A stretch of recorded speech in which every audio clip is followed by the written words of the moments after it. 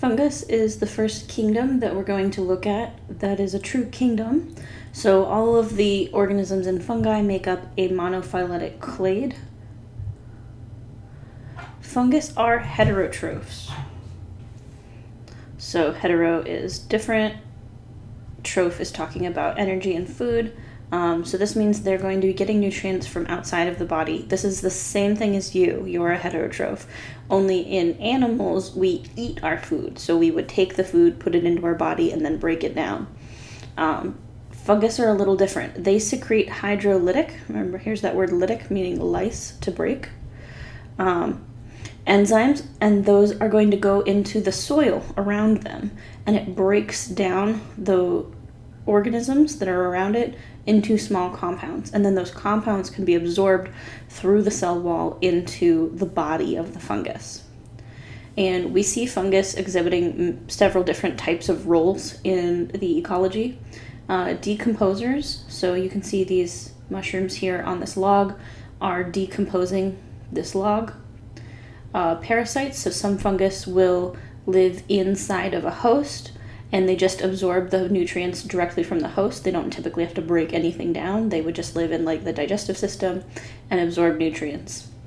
And then mutualists. So these are going to have some sort of mutualistic relationship. So this is common with plants.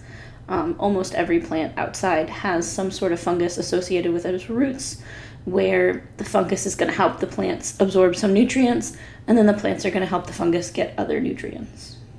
You think of a fungus, you probably picture mushrooms, right, growing out of the ground like this.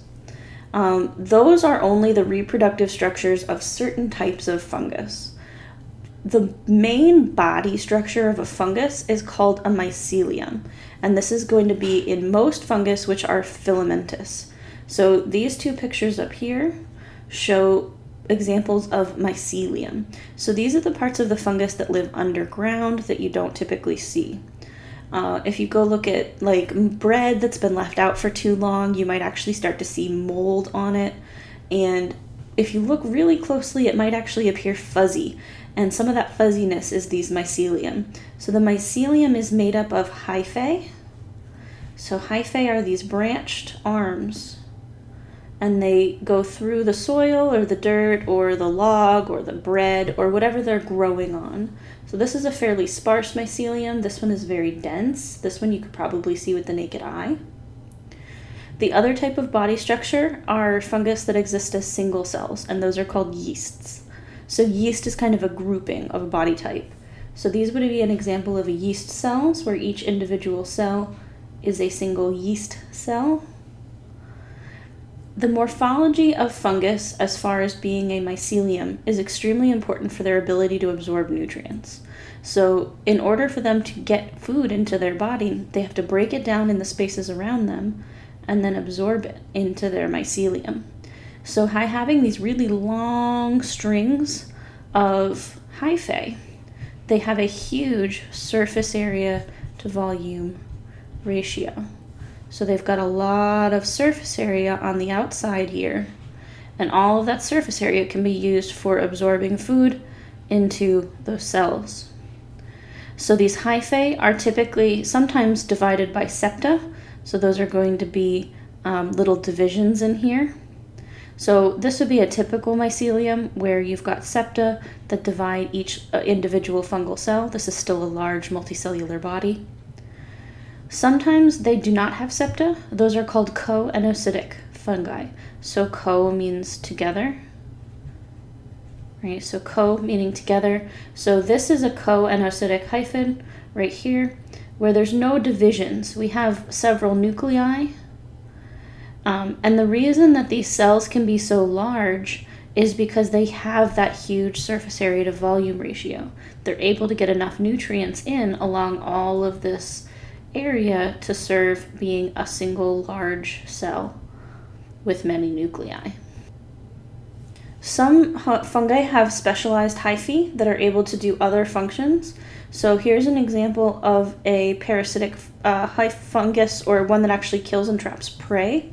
So here's the hyphae. This is the mycelium, the long filaments.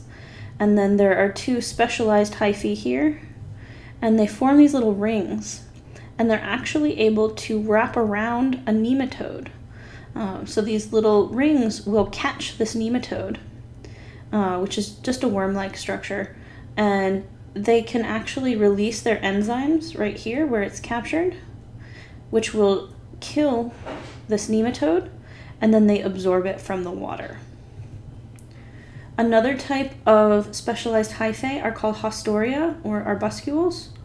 And so these are going to actually puncture a plant cell wall. So they go through the cell wall, but they don't go inside the membrane. So you can see the plant cell membrane goes like this and then goes all the way around this little fungal hyphae. And so that's the cell membrane. So they actually sit between the cell wall and the cell membrane, and they're going to form an association with plant cells. And that association that they form with plant cells is called mycorrhizae. So this is an association between a fungus and a plant, and this would be a mutualism. So there's a couple of different types. There's arbuscular, which is what we just saw. So these are on the left. Arbuscular or endomycorrhizae, where they're going to penetrate into the cell wall, but not the membrane.